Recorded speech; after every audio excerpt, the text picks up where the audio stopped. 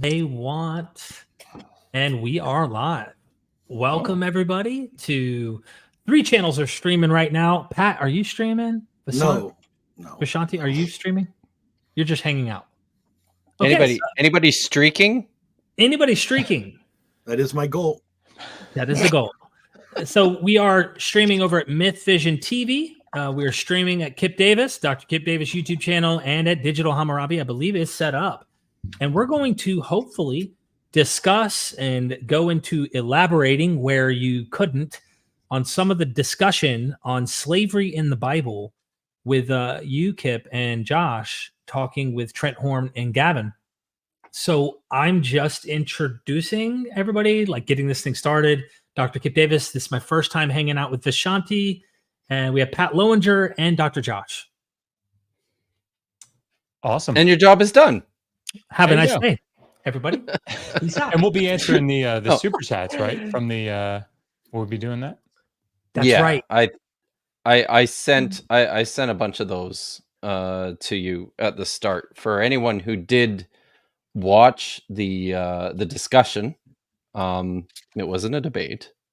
For any of you who watched the discussion and sent super chats in hoping that we would be reading them and then answering questions and such, we decided it was not the right venue for it, but we've held on to them, and we're going to go through them all tonight, except for yours, Vish. I didn't include your first one because that was the one and only. That was the one and only super chat that got picked up in the actual discussion.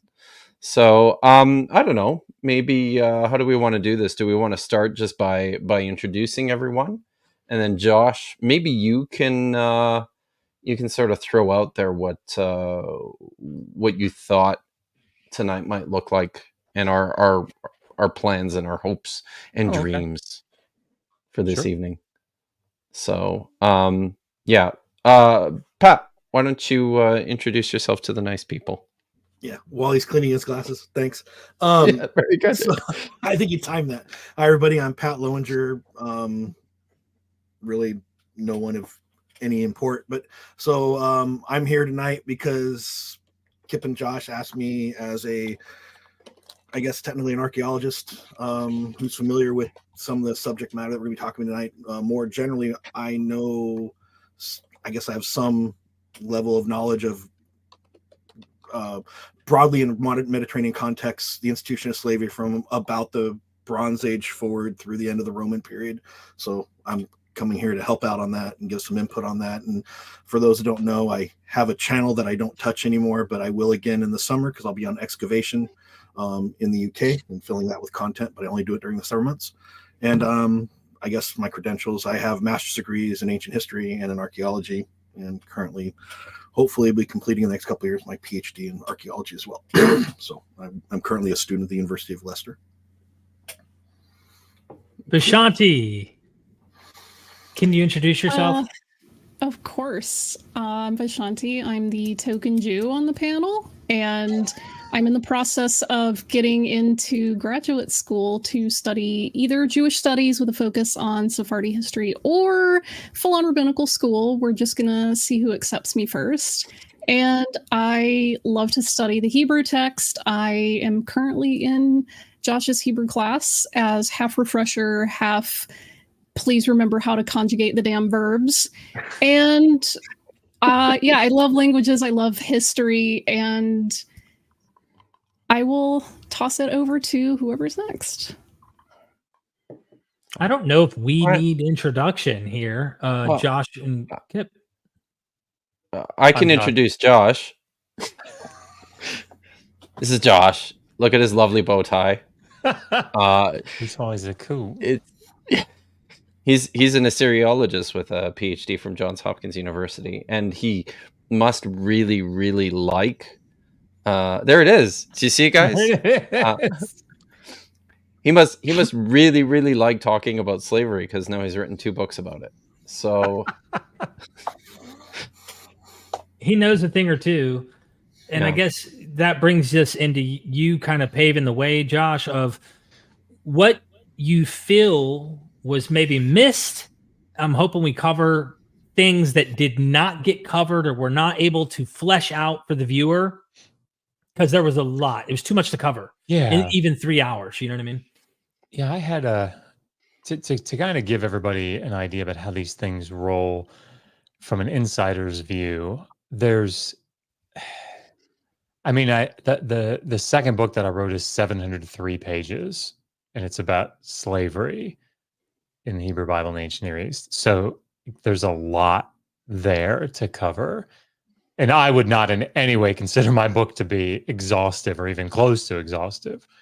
So if you take that and you think, all right, well, how do we fit in 4 people talking about this topic? I had like 27 pages of notes up on my screen that I barely touched.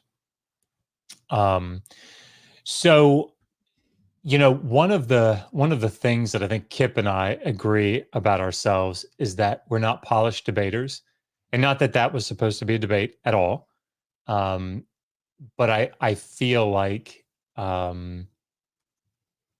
it can be. I remember having conversations with Kipp beforehand saying, okay, look, I need you to like make sure that I stay on track. Right. And if like we have to talk about this verse, we have to talk about this passage. And if it starts to go somewhere else, I need you to help me like bring it back. Right. And of course, none of this on anybody's part was intentional, but it, like we didn't even get to Leviticus 25, 44 to 46. Like it didn't come up until the very end when I was like, 10 minutes left. Yeah. So what I thought would be useful is, Vishanti messaged me and said, how did you put it? Well, I'll paraphrase. I have some things that you could have done even better. Say it like that. And so, That's we close. talked and I said, you know what, this would be good. I think it's good for everybody to see us being like seriously given constructive criticism, right? Because I am all about that. And so things that maybe we did well, again, things that we could do even better, things that were missed, what people that have academic mindsets, what their takeaway was. I thought that would be really useful. And of course, we could also address all the super chats that we didn't get a chance to look at. So that's sort of how I thought this might go. I felt it was necessary too. I mean, that you were able to.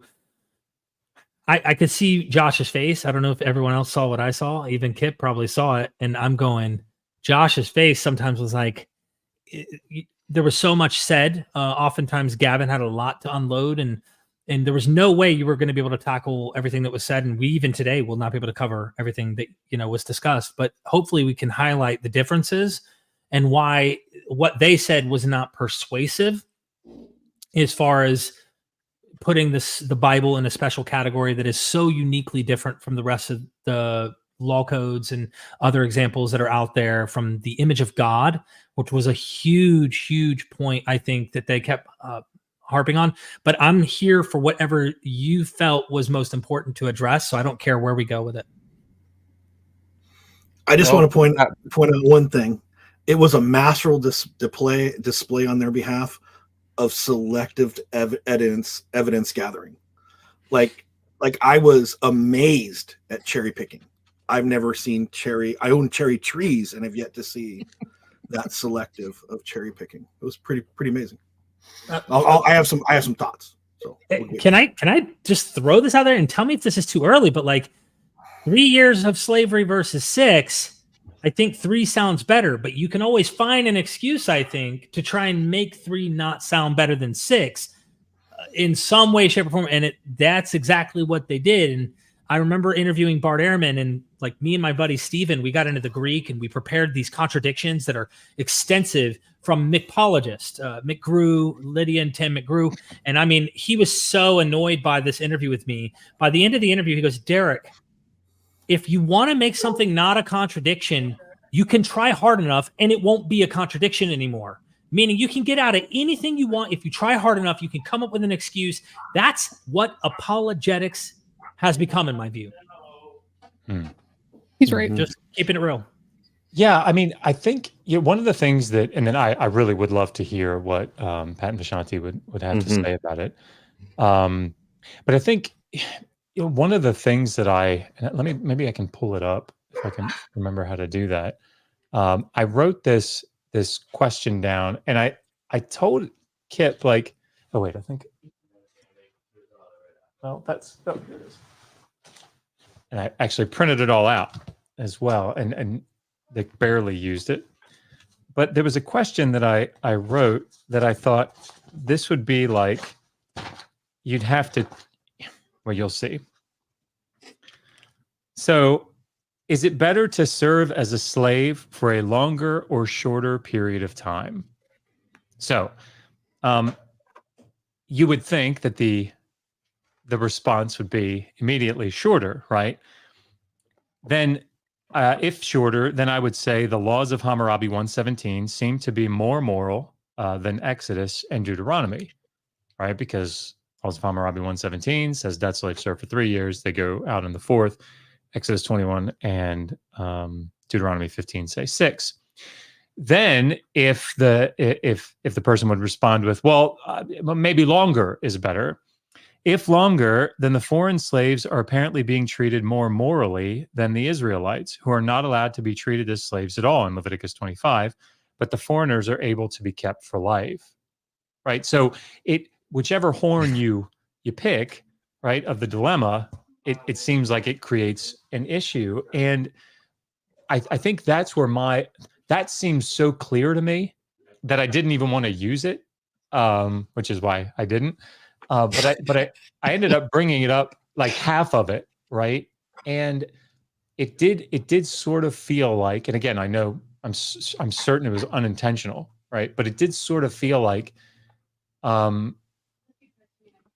most of the case that they built centered on looking at Exodus 21, 20, 21, and 26 and 27, and Deuteronomy 23, 15, and 16, and holding those two up as their case. These two are at least slightly better.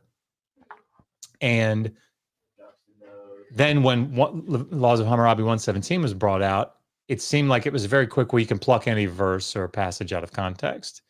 And that I wrestled with. And I think that's where, I ended up sort of getting bogged down as trying to establish debt slavery in Exodus 21, which I did not. You know what? Okay, I'm about to explode. Please. Let me just throw this out there. Okay, so towards the end of the debate, I started taking notes because most of us were just losing our mind in the side chat. Like Trent and Gavin excelled at immediately dodging the direct question that you asked them and then dragging your asses through the weeds for 2 hours. And right when the debate first started, I had super chatted a question, but I didn't know that you were going to read them because I was 2 minutes late or something. And Kipp ended up reading it anyway. And the direct question posed to Trent and Gavin was, can we all agree that slavery is morally wrong and or bad? That is a very simple yes or no question. And the fact that neither of the Christians were able to answer without hesitation in the affirmative was, to me, it was the end of the conversation.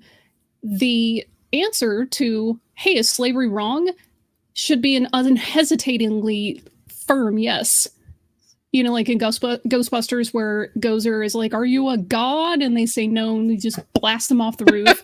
And Winston's like, Ray, if someone asks you if you're a god, you say yes. If someone asks you if slavery is wrong, you say yes. And the immediate response from Gavin and Trent both was, well, it depends on what you mean by slavery. And, at the time, okay, just say that you don't think it's wrong. Be honest. Just be honest. You've already assumed the conclusion that anything in the Bible is moral, even if you think it's moral for 50 years, 500 years, or whatever. And then you're going to bend yourself into Olympic level pretzels trying to justify why it's right. And that's what they did for 2 hours. I was so frustrated right off the bat when they just pulled that out of their pocket and ran with it without getting any pushback. Like, just answer the question, you know? Is it wrong, yes or no? And they knew that was a trap. They knew it was a trap. Because if they say yes, then they have to go, well, then why is it in the Bible? And they didn't want to have to deal with that. So they just immediately steered the whole conversation away from that. Well, yeah, you're right. Drove me insane. They started to kind of give nuanced examples of things like warfare and people who've invaded your land, and what do you do with those prisons people? and And things, and not just the system itself. They try to give this kind of long, almost God's dealing with humanity over time kind of thing, and then with anachronistic theology, but the whole thing. And you guys had some wonderful points along the way, but it did seem like a constant frustration from your point, my perception of what you really wanted to say, but never said, because you were trying to be as decent in this conversation and didn't want it to go off the rails, because you guys, I could see it on your face. I could read your minds, so to speak. And I'm sure Vishanti could too. You really wanted to say some things, but you were like, how do I keep this a decent conversation till the end and not make this a war? Well, Josh almost did at one point. Well, they did a war? Like, do you remember that part where Josh is starting to get like to the point he's so flustered, and then he's like, hold on, and he like calmed down. Well, and I'm glad you did. And Pat, I saw you started. I just want to give a quick example. Like, I feel like as an exercise, we could do this right now to demonstrate it. I'm going to read Deuteronomy 25, 11, and 12. And let's just do this as an exercise. If two men are I'm gonna fighting, challenge you. Read it in Hebrew first. Okay. I was gonna say Latin, but that's just and there's a reason I'm making you do that. I think you already know what it is, but go ahead. Sorry, I'm just pulling up BibleWorks here. Oh my God, why does it have to be so small? You're using Safari, you can make the text bigger. I know. Deuteronomy 25:11. Yeah. You want to do it? Okay. No, you go ahead. Okay. So, do my text is small too. Yes. I'll share my screen and try to pop up so people can see the English. And so, YouTube Punk in the chat says Josh doesn't have it memorized. I'm deducting points. Uh-oh. So if two men are striving one with another, and the wife of the one draws near, approaches to rescue her husband from the hand of the one striking him, and she stretches out her hand and seizes his testicles. Junk. Yeah. Let's see. Then shall cut off her hand. Your eye shall not have pity on her. On her is implied there, I think. Your eye shall not have pity. Mm-hmm. So if we were to do that, how could we make this? Well, first of all, let's just establish it, right? Because I think this is just a primary example. And if this were coming from the Middle Assyrian laws, which has something similar, would this be held up as a look how tyrannical and violent this civilization is? Look, if a woman comes out, the term there is natsal, right, in the Hifil, to rescue, to deliver, right? To come to the aid of, you've got two guys fighting, and the wife who the other husband's winning and is wailing on her husband, and she comes out to help him, to rescue him from the hand of the one beating him, and she grabs him by the testicles, cut off her hand. Don't have pity. Your eye shall not pity. I feel like we could probably do some apologetics here, right? It's hard to think of something.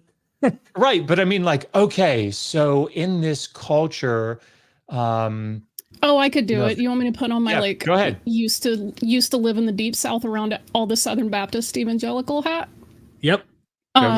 So they would say, listen, you're ruining the man's chance to have future children when you grab his balls. So when you've, effectively murdered his future unborn descendants in advance, getting just your hand cut off is the least someone could do. Pretty good. Jeffrey T. Gay, I won't read it, but Jeffrey T. Gay has in his JPS commentary on Deuteronomy, like his apologetic argument for this, it's just so clear that's what it is apologetics, because the Middle Assyrian law that doesn't parallel this, but it's a similar situation, is that you just have a woman and a man fighting, right? And she grabs his testicles. And his argument is the Middle Assyrian laws takes away this woman's only real means of defending herself. The biblical law doesn't do that, right? In fact, it's only when she initiates that's why she's being punished, because she's initiating the assault. Nuts. If y'all aren't reading this as if it's a Jerry Springer episode, you're really missing out, because that's exactly what this is describing. It's literally two dudes beating on each other, and one of them's wife is like, oh, hell no, and runs in, grabs the guy by his what. Yeah. Yeah. But I think that this sort of sets an example of anything that if we took it out of the biblical text and said, hey, this woman sees her husband being beaten, whoever started it, the guy is beating the husband, and she goes out and tries to rescue him, right? And grabs the guy by the testicles to try to get him to stop, and they cut her hand off. What do you think about that? They're going to be like, oh my God, it's barbaric. Right, exactly. As soon as you say it's in Deuteronomy, well, this is a common Islamophobic trope too, is that, oh, they're going to cut off your head, or they're going to cut off your hand if you steal. And it's like, look how primitive and barbaric they are. This is the same kind of bigotry that people have today. It's not like it really went anywhere. I am laughing though. Nitty in the side chat says that this is the biblical version of the steel chair. So it's like, you used to watch wrestling. Like, she comes running down the aisle with steel chair. It's pretty great. That's right. But anyway, yeah, I think I thought that was sort of how I felt when I brought up the 3 years versus 6 years, right? It was like, and I get, maybe they hadn't thought about that, and so they were just kind of answering off the cuff, and that's like, I get it. But I do think that's part of the frustration that I felt in this. But anyway, Pat, go ahead. Sorry. Well, my frustration, going back a little bit, was we talked about like warfare. Now, their example was if you're attacked by someone and they damage the walls of your city, it makes sense that you could take them, at least the men that attacked your city was what they were implying. You could take them once you've beat them and make them fix your city. Now, those of us that studied warfare in the ancient world and understand slave taking was a post-victory for expansionism. Period.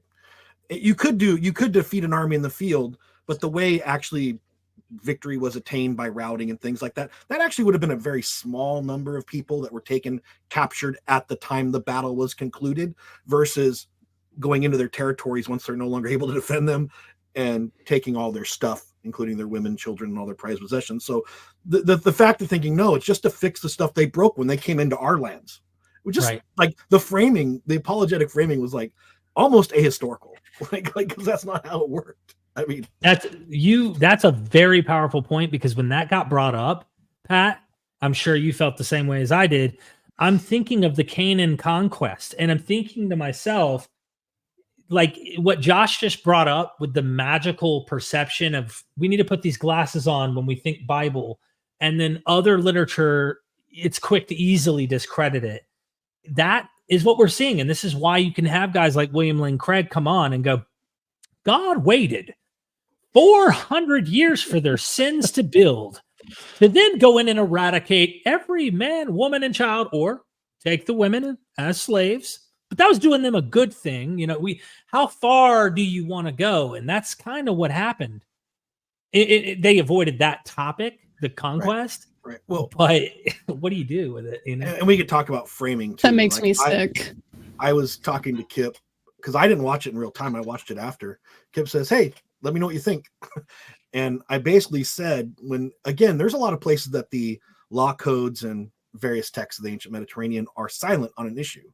Now, I will say that it appears that when something's absent, I'm not going to call them proponents, but Gavin and Trent wanted to, when it came to the Old Testament, they wanted to defer to the positive. Well, it's silent, but we can always take a positivistic view. But if it's the Middle Assyrian law codes and it's silent, we're going to take a negative view. And that's not how, whether you're engaged, well, at least if you're engaging in honest academic evaluation or historical analysis, you take either a positivistic or a negativistic viewpoint. Or, in my opinion, I think you should be unbiased as much as you can down the middle. But you can't bounce back and forth between these two viewpoints at your like and leisure, right? Like, hey, doesn't the Bible say that differing weights and measures are an abomination? Well, that's again. Oh, I don't want to get.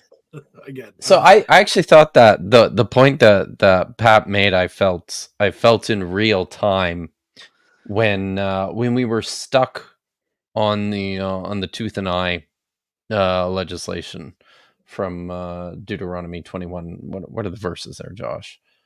Sorry, Exodus 21, 20. Exodus 20. Yeah. I meant to say Exodus. I really did, people. But because there was this strong insistence, and they really wanted us to forward this agreement that this is special, in their words, unique legislation that doesn't appear in the ancient Near Eastern law codes. And I brought up the point that within is it the laws of Urnama that has the provisions for challenging your status, or is that Hittite laws, or is that Hammurabi? I don't even remember. I think it's in a couple, but I can find it. So, I brought that up as a unique situation that you don't have within any of the biblical legislation of slavery. There's nowhere that provides for you to challenge your status, except, and I almost didn't believe they brought it up. They did suggest that the all piercing incident is one in which a slave can change his status. I'm like, oh my God, like, are you sure you want to go with that, buddy? But then beyond there, it's like they were floundering through their text, looking for something that might make this provision. They suggested Job, where he talks about how he needs to treat his slaves well so that they don't have a case against him, right? Well, there you go. Why would you take anything out of Job when you're discussing law codes? Why would you do that? I suppose they could argue that we opened the door because we offered the poetic comparison that Job makes between a slave and a worker, in terms of the slave panting for the shade while the laborer waits for his wages. But that's not it's not legislation, right? And it's not, and it's I'm really glad that you brought that up, because that was something else that I had mentioned to Josh. Is most of the debate hinged on, hey, there's 3 different categories of slave. There's a sex slave, there's a debt slave, and there's a chattel slave. And they just went all around the world arguing about the differences between the 3 of them, and whether Hebrew debt slaves were better or worse or comparable to other types of debt slaves. Y'all, it is one word in Hebrew. For all three of those, the fact that we put a label or a modifier on them is anachronistic. Okay, that's just helping our modern audiences understand more about what specifically that particular slave station was.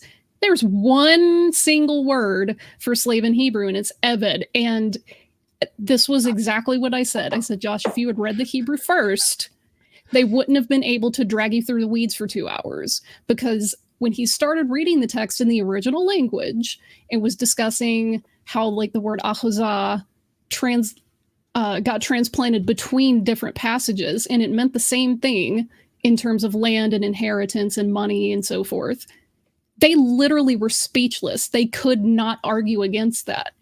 And up until that point, they were even able to quibble over, well, my translation says, but my translation says, I don't care what your translation says. What does the original text say? And there's no differentiation. There's not eved and then a word for like sexuality or knowing. There's not eved and then a word for debt. There's not eved and then a word for, you know, just chattel. It's the same word. And I was screaming at Simone in our DMs because we were like, get to Leviticus 25. Why are they talking about these categories when there's not any? That's anachronistic. This is certainly Oh, go ahead. Sorry. No, I was going to make a joke because I was going to tell Vishanti that Josh sent me a Ray Comfort video this last week all about slavery, and I learned there's another term. There's another term in the Hebrew Bible for slavery. Oh no! And yes, and they actually flashed it on the screen, and apparently it's mishparet. So if you know, Hebrew, yes. You're kidding. No. Are you gonna? So should I just start? So for those of you in the Hebrew dark here, that's a word that could mean like steward or like an official even. I think you like yes. But when kings have groomsmen, the people that are their right hand man, you know, from the beginning of the day. Steward's a good way, but like first, like a counselor too, right? Like, but it's someone who's definitely a lower station. What were they called in? Yes, call it Simeon, the steward of Gondor. That's right. Well, yeah. Well, right. You know, Simone is saying, hey, there are two more terms, but they're specifically for like women. So it's like a slave, but also a woman. Like it's only gender specific. It's not like there's types of slavery. Go ahead, it's Josh. Just, well, that one's for guys. That one's for women. I think this is really the difficulty that people like Kipp and I face in these types of discussions, is that we steel man the hell in our brains out of the other person's argument. And so like when someone says Exodus 21, 20 to 21, 26, 27 is about chattel slaves, I know the arguments for that, right? And there are some scholars that hold to that position, Gregory Kirikinyo being one. And I know that Gavin has at least read through some of Kirikinyo. And so what my brain begins to do is say, okay, all right. The strongest case for these being chattel slaves is X, Y, and Z, right? We've got this phrase, kikos bohu, so because he is his silver. Okay, so that could be in favor of seeing this as a chattel slave. The problem with that, and all this stuff is sort of going on in my mind.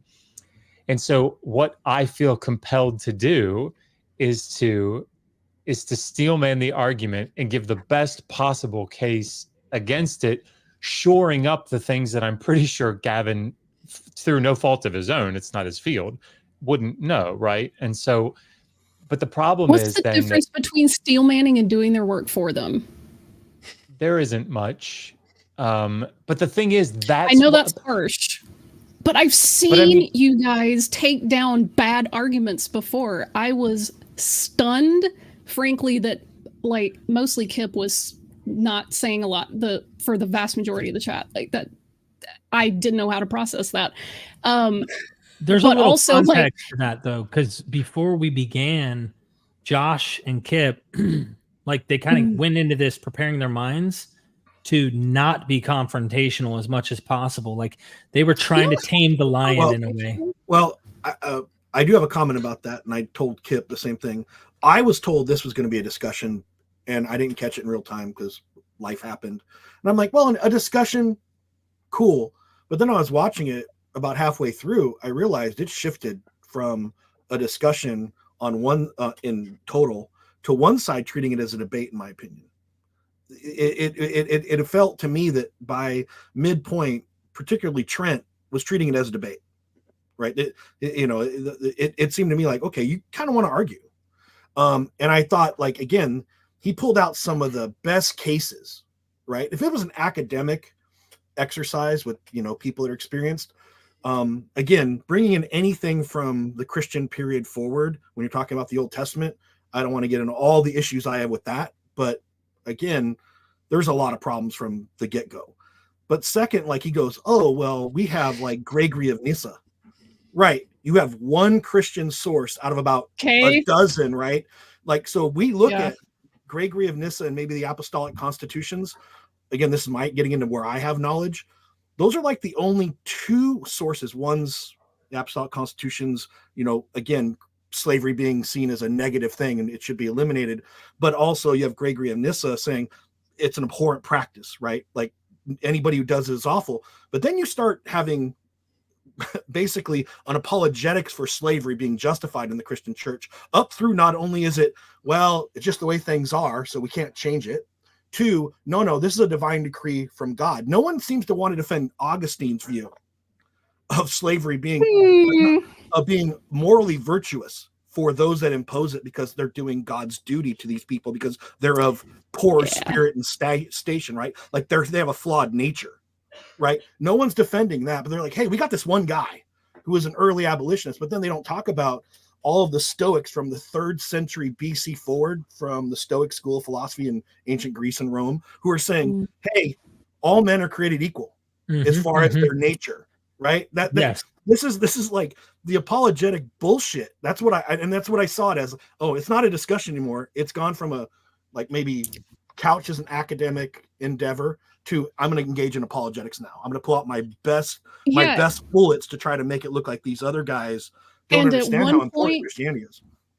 Gavin literally started preaching at least twice, and I could see on his like face and in his demeanor that he probably felt like he was being like filled with the Holy Spirit in that moment, because he was talking about like these laws where, you can't murder somebody because they're made in the image of God. And isn't that such a powerful statement through the ages that people are made in the divine image? And that's such a different thing than all the other nations that didn't think that their average person was made in the image of God. And like the way he was theologizing that, I'm like, listen, this is not a congregation setting. You're talking to two academics and you're having a conversation with somebody who is probably playing Candy Crush on his phone the whole time, honestly. Like, that's a joke. Trent was Googling or looking up answers for things that he would hear in the middle of the debate, which really bothered a lot of people in the chat because he didn't seem engaged at all. Yeah. And it was also frustrating because at least Gavin prepared. Like, Josh, he has your book and he's read it, or at least most of it. I don't know if he really absorbed the key points, but he at least has it. And he didn't have to go Googling for a bunch of answers. Like, he had them just ready to go. And at least from that point of view, it was easier to connect with him as an interlocutor. Yep. It was still frustrating because his answers were slippery, but... Yeah. One comment I just want to make about New Testament. You guys were like, look, we understand as a Christian, you're going to want to pull from Matthew. We talked about that before the show too.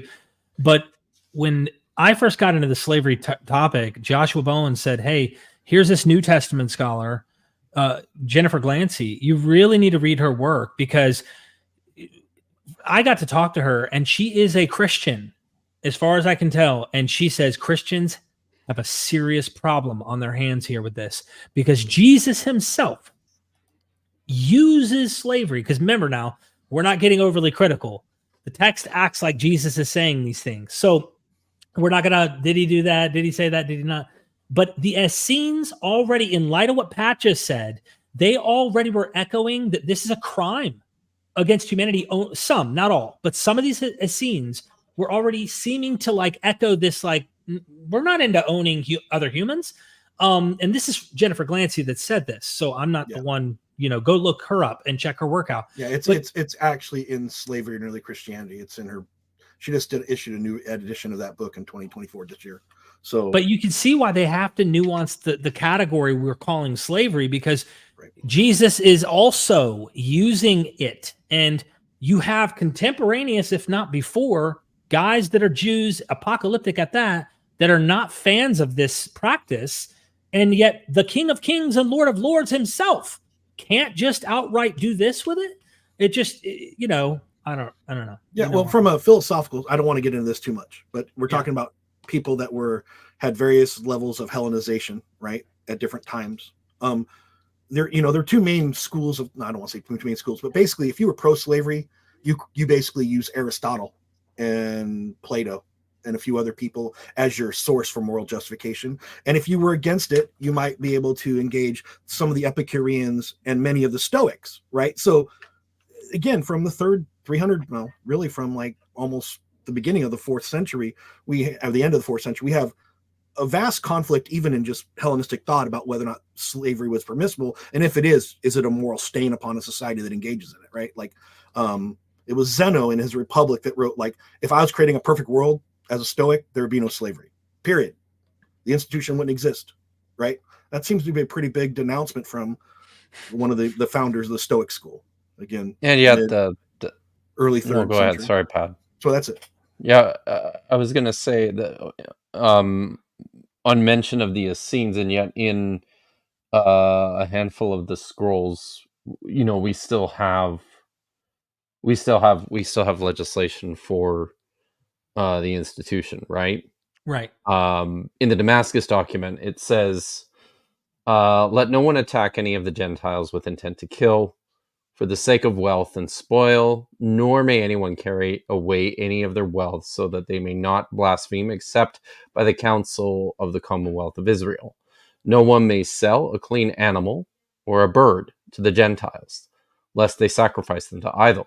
Neither from his threshing floor or from his winepress shall he sell to them. In all his property, his slave, his male slave, and his female slave, he may not sell to them, for they have entered with him into Abraham's covenant."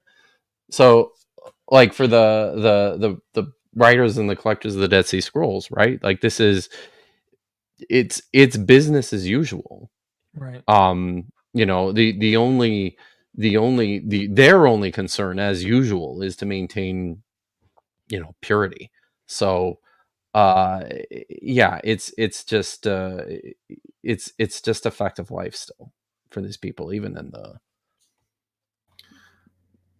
there's a comment in the chat that I really like. It's by Mania. Christians, the Bible doesn't condone slavery. It's anti-slavery, but also Christians. I'm a slave of Christ. I like that because it really spotlights the end of the day for the two apologists. They're not really that bothered by slavery. They're really only bothered by who the master is. And in their mind, whoever the master is makes it good or bad. So if it's a human master, they're like, well, I don't know. I don't think I'd be down with that. But if the master is, Jesus or God or whatever, they're like, no, totally. You can refer to me as a slave. I'm God's slave. I'm a slave of Christ.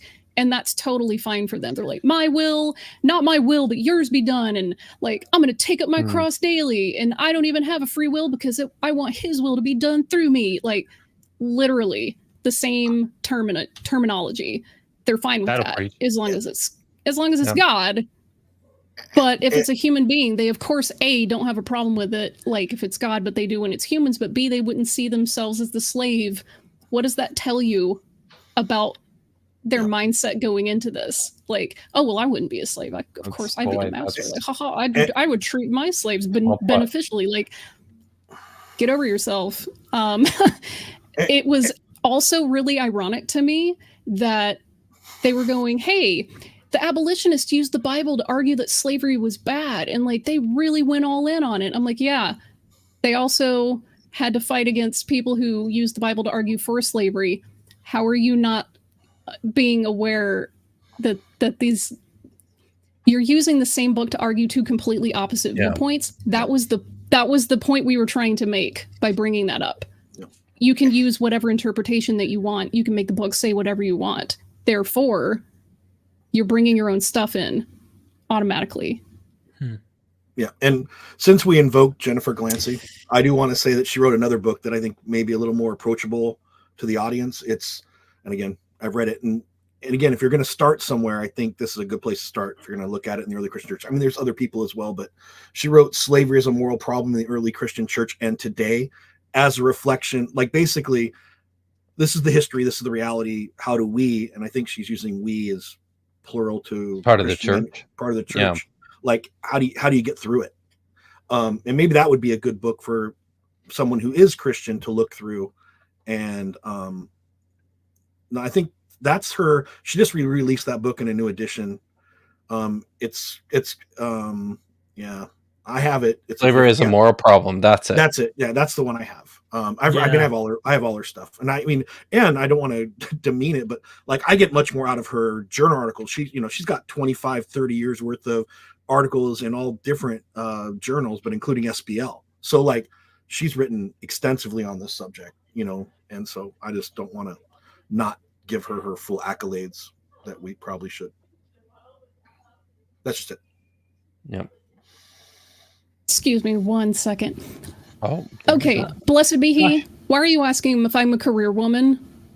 In fact, I don't care what your answer is. Josh, Welcome are you muted? to the Banhammer, you dick. Carry on. Is he on my channel? No, but Josh was throwing up another good book by Harl, right? Yeah, sorry, I was muted when I said that's another good book I cite. Yeah, really good. Yep. Mm-hmm. Awesome. Yeah.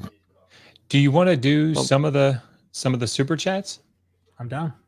Let's you've got those, right? Back and forth. Derek? Huh?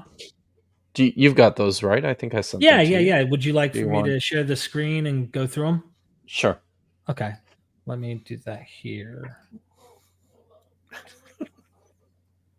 Here we go. All right. So, you want to read it? Michael Beverly was very excited during the stream. I appreciate it quite a bit. Oh yeah. Yeah, sure. I'll read it. His first, he sent in a few chats here. The first one, he said, before the law, God tells Abraham to circumcise his bought slaves. Genesis 17. Abraham was righteous, so why did he need a progressive ruling here?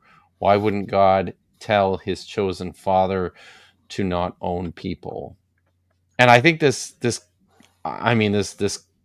was probably a question posed for our interlocutors more so, but I do think this rather reinforces the point.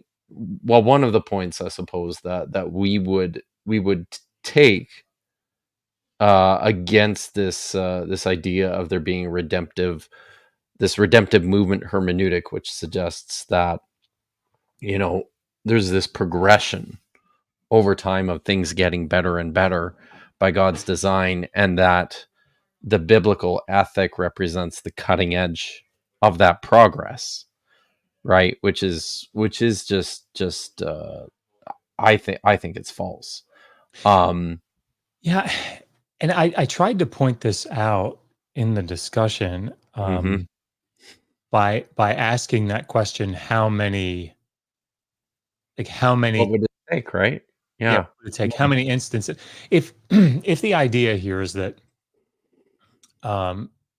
God, for whatever reason, whatever his plan requires, decides that he can't just come in and say no more slavery, right? No more owning other people as property. Then what you wouldn't expect is that he makes anything more egregious.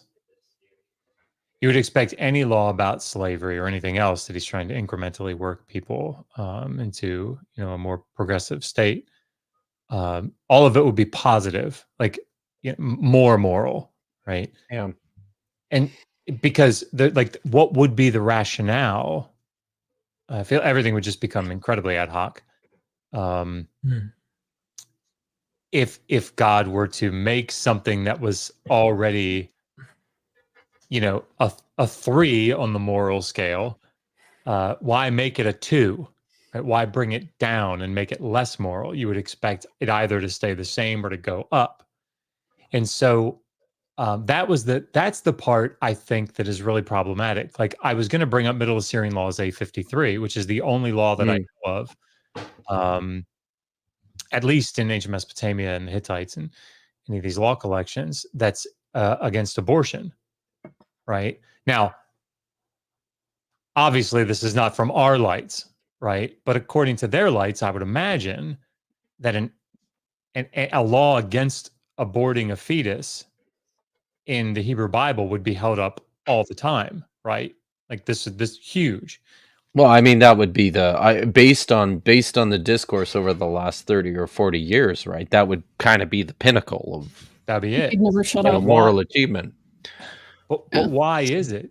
Why is it that, again, according to this interpretive framework, why is it that why is it that Asher saw fit to give this explicit, I'll read it here. If a woman aborts her fetus by her own action, and they then prove the charges against her and find her guilty, they shall impale her. They shall not bury her. If she dies as a result of aborting her fetus, they shall impale her. They shall not bury her. If any person should hide that woman because she aborted her fetus, then it breaks off. So, I mean, it's like, and of course, I think that's horrific, right? Yeah. But the point is, from their just to be clear about that, but from their perspective, I would imagine that they would say, yes, if that were in the Bible, that would be moral progression. Boy, they'd hold that up. Why is it that Asher saw fit to give this law, but we don't see anything in the Hebrew Bible? Now, I don't think that means a hill of beans, right? I don't want, as an academic, I don't weigh that at all in that sense, right? I don't think, because that's not what that's not what these codes do. They're not meant to categorize. I mean, to deal with everything. But the point is that under this schema, that seems backwards to me from their light. So, anyway. If I may make one comment on this whole idea, and it's not in the law codes or the law collections, but it's an observation that I made while reading Jaco Garike's work on Does Yahweh Exist? He approaches it from a textual, critical, and philosophical angle. And I'm not a philosopher. Every time a precept gets me, I am so duped by the nonsense, and I fall for the script, and I get trapped in this stupid ass argument, and I'm so pissed off at it. I actually thought you did okay on the line the other day, Derek. I'm like, dude, like that's how I feel like. I feel like shit, dude, you went on the line.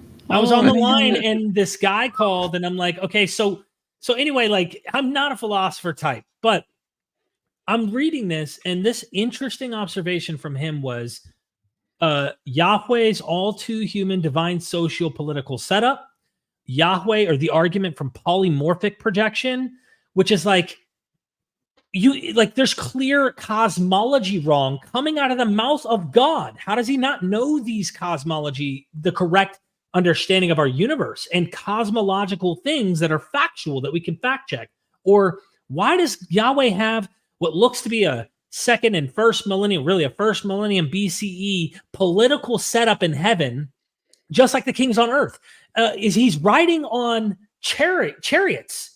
Why is he not on a space jet or like some advanced technology? He only knows the ancient language. Derek, don't you remember Ezekiel saw those wheels, man, and they were like UFOs? That's like crazy advanced technology, bro. They were like the wheels, right, man.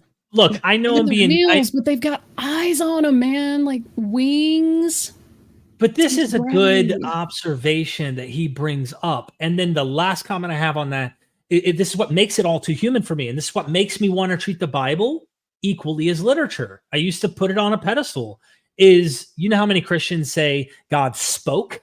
No other God spoke, things into existence. That, Josh, I know anyone who knows any ancient Near Eastern shit is going to go, what kind of nonsense? What? Because this Marduk was literally tested with being able to speak things into existence, speak things out of existence, and then speak them back into existence to prove his divinity. Like, I see all the antecedents, the building blocks at least, for what we're finding in the Bible elsewhere. Why are we putting this on the pedestal and not saying Marduk, Asher, etc., like you're talking about? That's what I'm trying to say. If I could, this really, I think, is the crux of the issue. Because I was reading Bruce Wells again this morning, and when people like him or Sam Gringus or Bernard Jackson, like when these people that are dealing with ancient Near Eastern law and law in the Hebrew Bible, when they're coming at this, they're not coming with this bias, let's say, that the biblical text has to be more moral, right? They're not coming at it sort of leaning that direction, even though Bruce Wells is an evangelical Christian, right? He's not coming at the text that way. And so what they do is they say, just like in lexicography, right? If we don't know what, andropotastes means, right? In 1 Timothy 1, 9 and 10, strictly from the biblical text, because it only appears once. We can go to Plato, we can go to these other Greek texts and look at the contexts and say, okay, well, this is how it's used over here, or here's how this Hebrew word appears in Akkadian as a Semitic, a comparative Semitic, and so like we can pull from other things and try to get. But when no problem there, right? When we do lexicography, but when we're looking at a law, like the thing that we got stuck on in Exodus 21, 20, 21, 26, 27, when you have a pretty clear parallel to that in the laws of Hammurabi, well, there's this assumption, right? There's this leaning that we have to, we can't just find comparative data and allow that to inform what's going on in the Hebrew Bible. Which is really interesting to me, because the ox goring incident is like it's like the example that we use to show, at least the continuity of ancient Near Eastern legal mindset throughout the different law collections, throughout the different chronological periods. and the fact that sort of gets hand waved away in order to uphold a particular understanding of who's being talked about in Exodus 21, to cast it in the best possible light. I don't know. I don't see that as being fair with the textual sources that we have. Mm-hmm. Well, so Josh, the reason they do it is if they engage in the anthropological framework and they say, well, anthropology and theories of anthropology show us how these laws and these literary traditions and these cultural milieus would be shared, then they're getting into concepts of cultural diffusion and comparative religion and synchronization, right? They can't, because they die on that hill, because that's all us. So they have to say we can't allow it to come in, because the minute it comes in, anthropologists have explanations for why we see this, and so do people in more narrow fields as well, right? But that's it's all it's they lose the minute they admit it. The minute they say, it was influenced. Yeah, because it's not. There's unspoken presuppositions there where, according to the biblical narrative, there was like a proto-civilization from which all the other ones came. And when you look at the actual evidence from history and archaeology and anthropology and the things that we have, you realize, no, these developed organically over several centuries. And this didn't come from like a pre-flood civilization. This didn't come down from Sinai intact and then everyone perverted it. These were, contemporaneous civilizations that had laws that influenced each other. And that's an extremely uncomfortable fact to sit with when your entire theological model relies on, no, we've got the original best version. That means that you're not going to be really arguing in good faith. You're not going to let the evidence lead you to a conclusion. You're going to find a conclusion, determine what it is, and go looking for evidence that fits it, and then just ignore things that don't. Kind of like young creationists. I think Josh made a really powerful point with like abortion laws in the ancient world. Like, we know by the beginning of the early part of the first millennium BCE, what we call Eastern, the Eastern part of the A&E versus that's more Mediterranean heading, had acknowledged the concept of the unborn as a person. Like, this is like, you can look up literature on this, right? Like, this is just stuff you learn. The fact that in what we'd call the Eastern Mediterranean, though, there was this kind of like in Egypt and Greece, the concept was no, unborn things aren't born yet. They don't have person status. But in Persia, at the same time, Greeks and Persians are living and existing contemporaneously with each other. Persians believed that unborn children were children. They were people, like, had rights. You couldn't just get rid of them, right? And Greeks didn't. Again, this isn't argued among people that actually know the literature and the resources of the period, but it is if you want to say that, where did this come from in Judaism, right? Like, well, I mean, there were times that it didn't.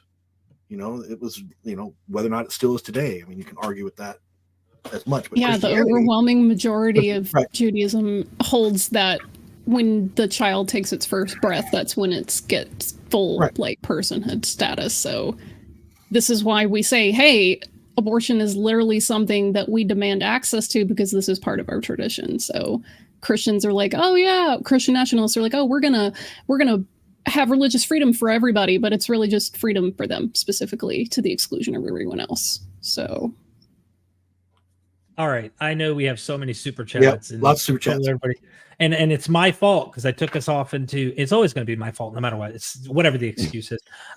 Let's just jump into it. All right, next Kipp, one. I'm going to have you be the reader because I think these are all yours. Maybe. Yeah, I didn't get any on my channel, so. Oh, okay. This is Avi866. Avi8RR66. I can't read. Why should I read? For US $10.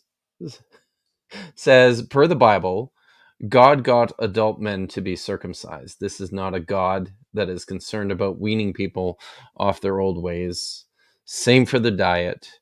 Change or your friends. Snap. Yeah. Oh, snap. Yeah, like I'm working on that Leviticus commentary, and it's not an idea that you walk away with thinking like God's cool with you kind of doing your own thing, right? He's not going to be terribly particular about how you do stuff. What's that bit in the Judges?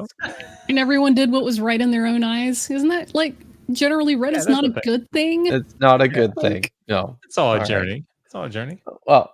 All right, so Michael Beverly's back with 200 Mexican pesos, and he says, if slavery and indentured servitude are so different, do Gavin and Trent feel the 13th Amendment was in error by coupling them? In other words, William Lane Craig has argued that society today would be better if we had indentured servitude, no?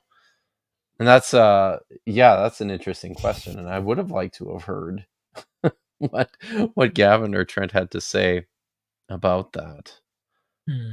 Because it's certainly with right, like it did. That's the wild thing. Well, I mean, I know it's slavery, but I mean, it's only as a punishment for a crime, and you think that's okay? Like, welcome to the abolition discussion, bro. Like, how do you just push? God, those guys. And the framing of indentured servitude as something that's totally fine, really. I mean, just debt slavery at all. Like, this is why I find this so curious, and we can keep going. But like, ask the widow woman in 2 Kings 4:1 what she thinks about debt slavery. She's not going to be like, "Woohoo, man! Now I don't have those mouths to feed anymore." Glad that master's coming to take care of my kids, man. Thank you, Jesus, right? You don't get any of that. Oh, I got like 12. Yeah. Get rid of one. It's like 10 too many.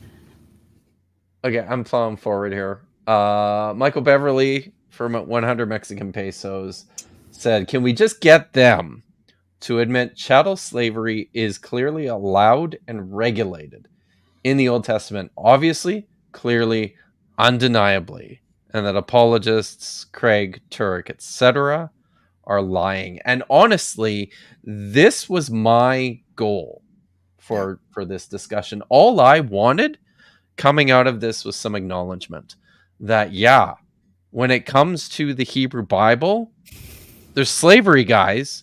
It's there. It's regulated, and it's forwarded as part of the economic reality that makes the system work. And I don't know, Josh. I mean, I kind of feel like that's an admittance that maybe we did get through the discussion. I was maybe a little bit surprised that. No, go ahead, Pat. I was going to say they came to it, but it was grudgingly. Like they didn't start that. I mean, it was towards the end. But I agree. Yeah. Okay. Good. So, mission accomplished? I don't know. No, I just want to add one thing to that. Like, when you think about like Trent's answer concerning slavery, whatever category, it was like, well, it was okay for that time because that's what they were familiar with when God was just weaning them off of it. And it's a progressive revelation and all this stuff. And it's like, wait. Is it okay that they're doing things that their neighbors are doing or not? Because God was really specific about not syncretizing? Being syncretic with their ritual practices and doing idolatry and dressing like other people. He was very not okay with that. But then when it comes to slavery, they've got to be weaned off. But like in terms of everything else, you can't do what the other nations do. So there's repeated phrasing, in fact, that like, I took you out of Egypt and you're not to be like everybody else. And like, so when specifically did slavery stop being okay? Say nothing about, the Exodus and the conquest and stuff. Has anybody actually read the books of Ezra and Nehemiah? Because this is all about the painful process of this radical break from cultural accommodation. Right? Like this is it. We have to make the hard decisions if we are to maintain the purity of our identity here. So I mean, you're right on point there, Vishanti. Shall I read another one here from Avi 8R66 for US $10 said, a slave owner with legal process for converting a temporary slave to a permanent slave would 100% take advantage of it, right? As a bonus, they get a breeding pair to make more permanent slaves. And this comes up in the literature, as Josh has pointed out. Lots of the current discussion about this is that this law is all about what's the word? It's all about sexual utility, right?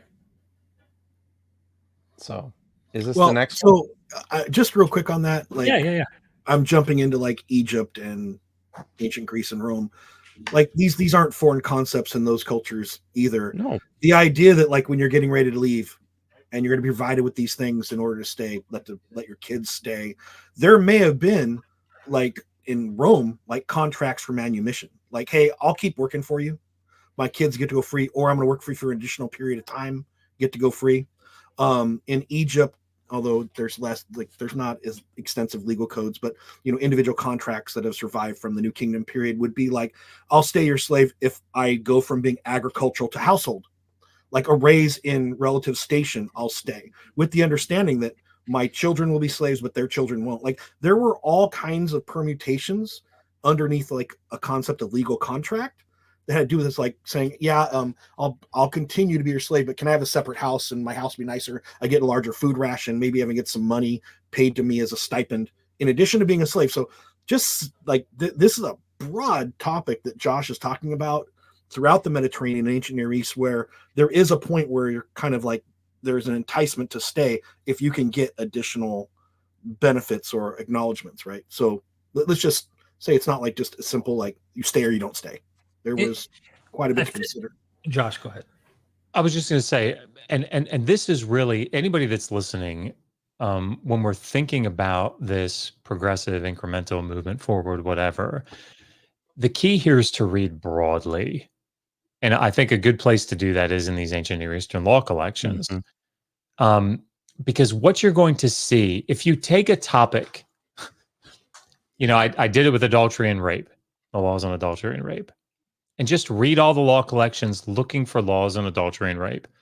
You're going to get to a point where you go into you start at Ornama, go to Lipit Ishtar, go to Shenuna, go to Hammurabi, the Middle Syrian laws, and you're going to get to the Bible, and you're going to be like, okay, I mean, like you could move these around, right? I mean, like you're just going to find out, does she have agency? Is she married? Is she betrothed? Is she a slave? Like, these are the things that matter, right? Did she put up a fight? Did she call out? Like, these are the things that are going to matter. And there's just consistency. And what frustrates me, I think, is that when you see this broad consistency throughout the law collections, and people like Bruce Wells and Ray Westbrook are writing and saying, yeah, there's this like broad legal mindset that's just consistent all throughout. Yeah. And then you go, but wait, we need to find this law and that law and see how they're better. And I'm not suggesting that that was overly simplistic of me, but the point is that I think we need to interpret through the lens of this overall consistency and assume overall consistency where there's ambiguity, as opposed to there's ambiguity, it must be better. That's the big issue that I have here. And there's points of comparison between what's in a law code and individual projections, like an individual writing from like one person. Like in Egypt, we have, from the New Kingdom period, we have at least one, and arguably more than that, projections of prominent people saying, I didn't use a slave to produce more slaves or offspring. That was seen as like, I'm a righteous person because I had a wife. My wife produced my heirs. I didn't use a concubine, and through that, I didn't produce more slaves. Like, that was, again, it's not a negative confession, but it's one of these kind of like moral acknowledgments of character. Like, my life was this, and I didn't do these things because I'm morally better. So even with Egypt, there's tensions on should, quote unquote, moral people produce future slaves through sexual intercourse with their own slaves. And some Egyptians said, yeah, actually, you shouldn't. Like, that's kind of a detestable act.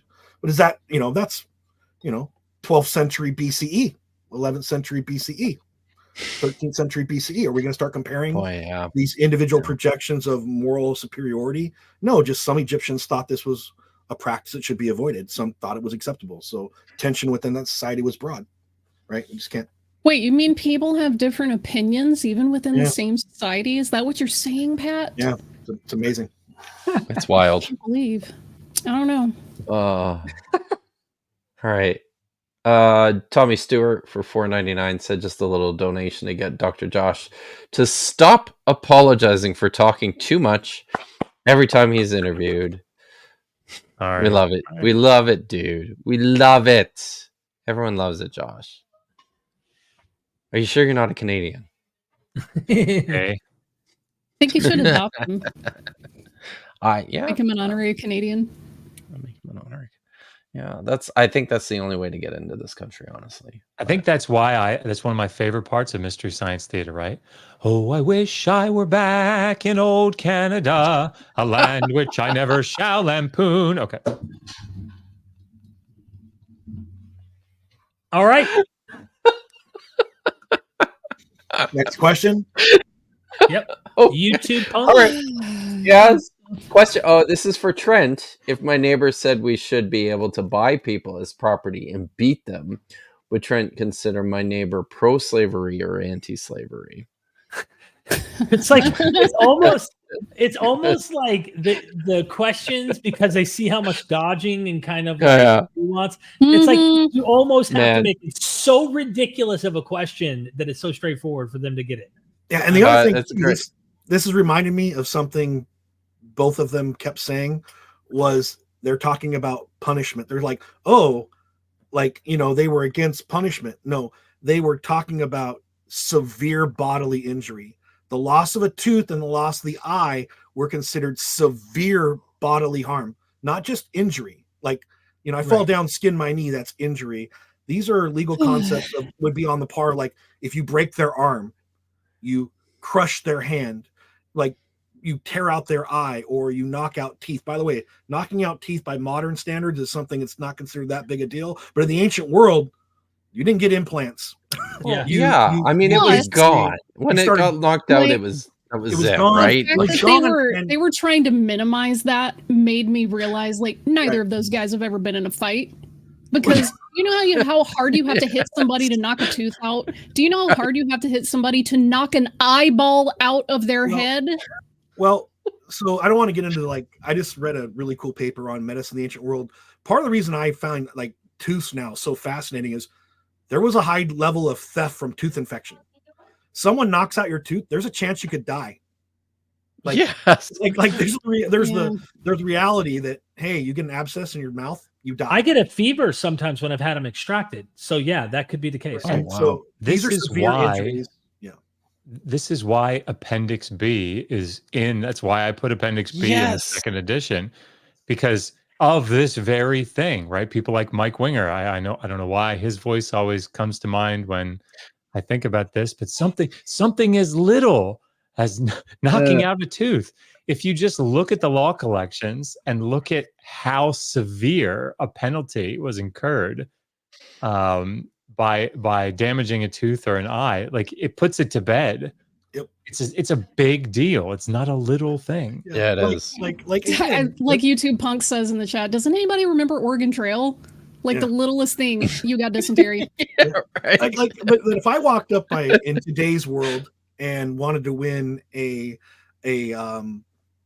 competition, say in competitive skating, and broke Josh's knee, the chances of Josh recovering from that injury and going on to be okay with modern medicine, I wouldn't say it's trivial. But if I broke Josh's knee in antiquity, he may never walk again. Hey, Nancy Kerrigan did it. I was literally about to say, slow down, Jeff Galooly. Hey, Vish, you want to read the next one? Oh, God, Gavin. This was for $2. Slavery is impossible, actually. How despicable. Did he actually say that? What did he actually say that? I can't believe y'all let this slide, by the way. So when Kipp asked me how you did, the first thing I said was I was disappointed. And this is one of the reasons why. Gavin quoted somebody. It may have been a scholar. I doubt it, but it was probably just a theologian. And his argument was essentially that because all humans are made in the image of God, that we're technically all free and we're just God's property anyway. So slavery is really kind of impossible when you think about it. That argument made my stomach turn inside out. I almost projectile vomited all over the monitor. Seriously. I've heard a lot of shit come out of apologists' mouths over the years. That one might have been one of the top 3 worst. Okay, now I have to go back and watch again. How do you pull up to a debate on whether biblical slavery is moral or immoral or right or wrong, and then go, well, when you think about it, this one guy said that technically there's no such thing as slavery actually, so checkmate, atheists. Yep. But this is one of the sort of insidious parts, and I think Jennifer Glancy goes into it in a fair amount of detail. Certainly, also Ronald Charles, in his work on slave bodies, right? Is when you part of this whole Galatians 3:28, neither male nor female, slave nor free, Jew nor Greek, I did that in the wrong order, sorry, but the point is that when you start to tell people, emphasize to people, we're all equal spiritually, and spiritually is what matters. That can sound really great, right? Oh yeah, but it's horrifying. It's horrifying, right? Because then it allows the person to think, well, it doesn't matter if I get it doesn't abused. Matter. Nothing Right? in the physical world that matters, right? Yeah. No. And so it becomes this double-edged sword. So anyway, wow. that's the point. Yeah. This just pointing out something interesting with apocalypticism is how, when it fails, how we spiritualize.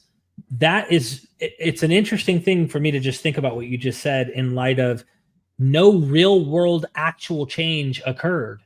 There was no rescuing of God's people. The kingdom did not come. The end of all wickedness, death, suffering, tears, none of that's gone. So there's some groups seem to try to spiritualize and reconcile this stuff, even within the New Testament. And yet now we can still own slaves, but the kingdom's in us. And now you're redefining things. So the expectation, I mean, most of the church expected a future thing, even though it failed. It's a sad thing. It's a sad thing to think about. The whole thing you just described makes me go, oh my God, there's so much to talk about there. I'll never stop. Yeah, you could do entire live streams, 2 hours a pop on just that. Exactly. Oh gosh. Really. You could, Right, go ahead. but to keep this under 2, let's continue. Michael Beverly for another 100 Mexican pesos said, time to get to the super chats before they circle back around and start repeating that Bible slavery was better than other slavery. So don't look behind the curtain. Don't pay attention to that man. We're a little late on getting to the super chats, Michael. I'm sorry, but we got there. I think there was another one here that Vish clipped that doesn't show up. Oh yeah, those other two, like. Yeah. So I've got one here from Heng Fashi, who's one of my patrons actually. He sent in one for $20 and said, "Can we truly have equal rights and justice, our highest ideals, while we still uphold faiths that enshrine our basest natures? Yahweh himself takes a share of virgin girls as war booty. There's Abram, Hagar, Bathsheba, on and on. Well, I mean, this is why there's apologetics, right? Yeah. Yeah. So, yeah. Also, you don't know anything about like rabbinic Judaism without telling me that you don't know anything about rabbinic Judaism. Like, we've had these conversations centuries ago, and long ago came to the conclusion, you know what? Slavery, we're not down. Let's not do that. Stoning your kids? Nah, not so much. We've already like beaten you to the punch on that one, Christian apologists. So like, you're welcome to be like perpetually 13 to 1500 years behind, but you might not want to be because it looks real bad. Just saying. Like the whole idea that you could never question God, that you could never look at something and go, are you kidding me with this? Like, you really paint yourself into a corner with that. And I feel like it's to your detriment, you know, as a system to not do that. That's a whole soapbox for another time, but just listening to them die on the hill of slavery, like, I can't believe of all the hills to die on, you want to die on that one. Just it's a surprising hill. Right. Cringy. So I think we got like 3 more here. My friend Lawrence over at Milwaukee Atheist sent in $5 and said, just wanted to say that everyone is doing a great job keeping it civil, and I'm glad Kipp has reached the next level of bearded wizard. Indeed. Oh, I used to have a wizard hat, you know. I don't know what happened to it. But, yeah. Anyways, sorry. Vish, you sent another one in. You want to read that one? Oh, yeah. This is the time where my edible had kicked in, and I was just so upset that I'm, like, rage super chatting by that point. So just full disclosure there.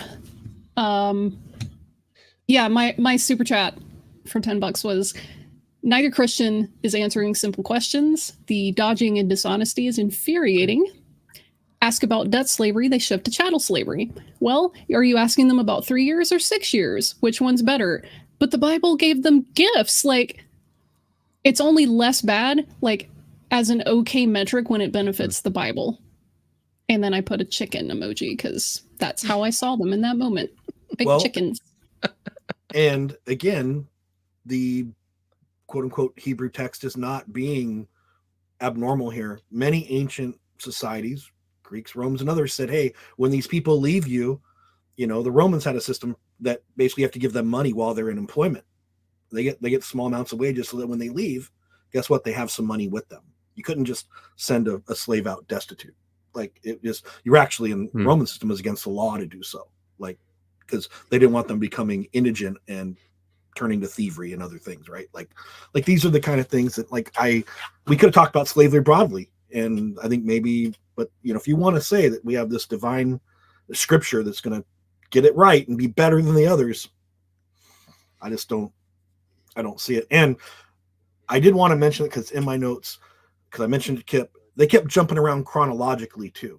You can't discuss Christianity in the early Christian church, slavery in the early Christian church, then want to jump into the covenant code, then jump into what we know are later textual developments within the Old Testament, Hebrew scriptures, and then jump back and forth. And hey, but I'm also going to jump into the New Testament to recontextualize this stuff. Stick with a chronological framework. We're going to talk about the development. This was a very frustrating thing to me, and I think I might have mentioned something about it actually in the discussion. You did, where there's all these source critical, diachronic, historical critical issues pertaining to the text themselves that make this question so frustrating to grapple with. And why it's important that we not just treat the text univocally, right? At least until you're getting I think I don't know if that was a mistake or not. Right at the get-go, Josh and I both kind of agreed that entering a discussion like this, I'm fine if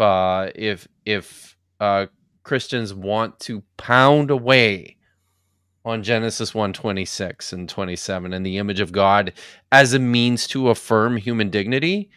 Go ahead, do that all goddamn day. But before you get there, let's at first understand what that text meant when it was written, and let's do the hard work of grappling with how ancient texts work and are recontextualized and reread and re-understood over the long course of time. Yep. Well said. The image of God could be countered by the mark of Cain, like we talked about that, Kipp. Not idea that people have used that text to otherize people as well, right? Particularly within Christianity. Yeah, exactly. Okay, I think there was one more, Derek, and then we have. I think that was it on you jumped to Hang Fishy, and that was my last one I saw on my end. But okay, I just want to double check that. Yeah, because it was after Shanties. Yeah, I think you're right. I think you might be right. I'm often wrong. Yeah, I'm glad I screenshotted some of those because, I don't think all of them came up in your list. No, I don't think so. I might as well read it. It's hitting me here. Michael Beverly, thank you for the super chat. Yeah, I missed Derek's message and ended up looking foolish. Not the first time. LOL. Yeah, he definitely didn't look foolish. Yeah, definitely didn't look foolish. No. There is, you're definitely not. I was in the background, but one thing I could have done differently, and I didn't, was pin a comment that stayed at the top, and it's something I'm thinking about now in future discussions. Just pin it and say, hey, we're not going to address your super chats in this stream. And in fact, this is a perfect analogy. Your frustration, Vishanti, is it Vishanti?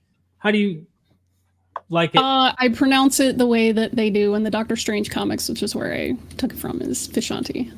Okay. Vishanti, your frustration is an exact point of what we were trying to avoid with them, because it would have, I mean, in reality, everyone else, I know. Well, I'm not blaming you. We knew this is how we'd feel, and it was very hard. There was tension going into it, trying to keep it from getting toxic, and we knew that super chats would do that. So enough on that. Next time, Derek said super tats. them super tats. Constellation Pegasus. Who wants to read it? No, you go ahead. All right. Is Pat aware of the Galt site in Florence, Texas? Some 20,000 dates for human activity there. I don't be far from there. Don't live far from there. I think that's what they mean to say. I really haven't looked at the Galt site much, but I know that we're currently in anthropology, archaeology in the United States, and basically North and South America, reanalyzing, and we're starting to look at earlier dates for human migration. It used to be hard 12, 14,000, and we've pushed those dates back to, 20,000 BC. Wow, they went to Texas? Yeah. On purpose. Wow. That's what my question is. Jeez, That's the only reason what? I would doubt it is no one voluntarily goes to Texas. Oh my. Wow. Did they Honestly, just go it's true. did they ruin it? Did they go and ruin it and now it's But- crappy to go there? Is that what happened? No.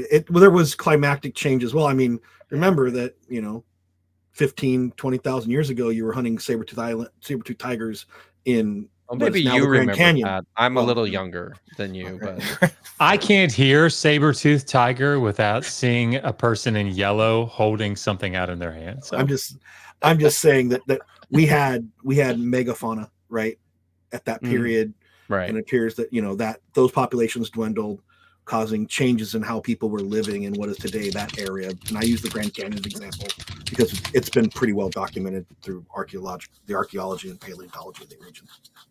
I also want to follow it up immediately with Tyrannosaurus. Don't. Hard Work says, is it my understanding that one of their biggest excuses for slavery is that it's moral and awesome as long as money is involved? I wouldn't want to straw man them. I know that sounds more like a joke, but no. I think it is, again, what we've been saying all along. My holy book, which is supposed to have the morals and prescriptions and descriptions, and God is kind of painting how humans should live kind of point of view. Yeah. And because there's some bad stuff in there, and we need to kind of keep this as our sacred book, which should teach us how to live our modern lives. Look, this is not like a 21st, 20th century issue. The Christians were combating the quote unquote pagans. And it wasn't because did your God do this miracle and my God didn't? The Christians just accepted much of the claims about these other pagan deities. They were arguing over the morality out the gate, philosophically dealing with the morals. Zeus raped women, this, that. And they were going, well, our guy didn't do this. And you had Marcionite types who were going, have you read the Hebrew Bible? That cannot be the God of Jesus. And like they were struggling with the same shit that we're talking about. Probably today. didn't say the Hebrew Bible though. Yeah, you know what I mean? Like in the scriptures, Maybe this is a good moment to just talk about this briefly. Like this was something that I anticipated coming up and didn't. And that is the Matthew 19 principle. And to their credit, Kipp and I said our focus is on the Hebrew Bible. So, and they didn't go into the New Testament, which it was good mentioned a few on them. times. Yeah, but I mean, at least that aspect of it. Yeah. But the thing that I think is interesting to note, and then we can definitely move on, is that if this Matthew 19 principle holds, if we assume it for the sake of argument, and that it does apply to slavery, I think it still leaves a very big elephant in the room, and that is that the comparison is divorce. Well, Jesus doesn't say no more divorce. Jesus says only in this situation can you divorce. So if this is the parallel, then Jesus is saying not no more slavery, only slavery in this situation. In other words, you can divorce, but you have to do it right. You can have slaves, but you have to do it right. That's the elephant in the room for me. So I think the thing that really strikes a chord with me in the invocation of Matthew chapter 19 is that as is typical of Christian apologists, the Christian apologetics, the way to make this text work is just to completely ignore the context and what's going on in the entire rest of the story and just fixate on those couple of verses, right? I just think it's funny that Pat. Christians assume that in that, we'll just call it textual tradition, that Jesus is talking about monogamous unions and not the displacement God. of a primary wife. Like Right. this is the reality. Hey, if you start wanting some new hottie, don't kick your old wife to the curb. That's what the text is saying. Like, you have a responsibility and a duty to keep her around, and then bring the secondary hottie on after. Right. So like, I mean, there is the whole passage Yeah. in the Torah where he's like, hey, if you take a young woman from another defeated foe and you bring her into your house and, you shave her head, trim her nails, whatever, and then after a while, for whatever reason, you just don't dig her that much. Well, you can't just dump her out on the street with nothing. It's like you have to give her means to support herself and like do all this other stuff. And I'm like, okay, so can we talk about that, Christians? Are you going to judge that as being immoral or temporarily moral? And if it's only temporary, again, I want to reemphasize, at what point did this become immoral? Because Christianity dominated the Western Hemisphere through colonization. And it wasn't until like the middle of the 19th century that like most of the West abolished slavery. So exactly how long did it take God to wean us off of that exactly? Yeah, I mean, I'll read a pertinent verse. If a man's first-ranking wife loses her attractiveness and becomes a paralytic, she will not be evicted from the house. However, her husband may marry a healthy wife, but the second wife shall support the first-ranking wife. Oh, sorry, that's Laws of Lipid Ishtar 2018. That was nice. So, in this, when we were getting ready for this discussion, I had just recently picked up our friend Jennifer Bird's new book on biblical marriage. And she has a whole chapter in there, right? On Matthew chapter 19. So I sat down and I read through it, and she makes a couple of really, I think, salient points that are relevant to this discussion, because she notes here, well, I'll just quote a couple of things. On page 52, she says, taking Jesus at his word, did you notice that the issue is not in the remarrying, not the divorcing? But the reason the remarrying is inappropriate, according to Jesus, is because that would be a form of imposing on another previous sexual relationship, not an emotional or familiar one. Adultery was a problem because a man had sex with another man's woman. Think of it as trespassing on another man's property. In both Deuteronomy 24 and Matthew 19, the conversation is concerned about intercourse and its territorial function. And then she finishes that chapter with a discussion about what happens after this exchange that Jesus has with the scribes and Pharisees, which is this whole thing, this weird thing about eunuchs, right? Because the disciples then come back to Jesus and say, It's wow. not that weird. Well, yeah, for us. I mean, for them, it's not weird. I mean, but when it feels, for a lot of people, when you come to this passage, that's why people ignore it, because it feels like, what the hell is going on here, right? So the disciples come back to Jesus and say, well, if this is the case, then it's just better not to get married at all, right? And then he goes on to say, basically for those who are not married, stay unmarried. For those who are eunuchs by birth, it's good to be eunuchs. Some are made eunuchs by other men. And then he says some are made eunuchs for the sake of the kingdom. And he says this is a hard teaching for anyone who can accept it.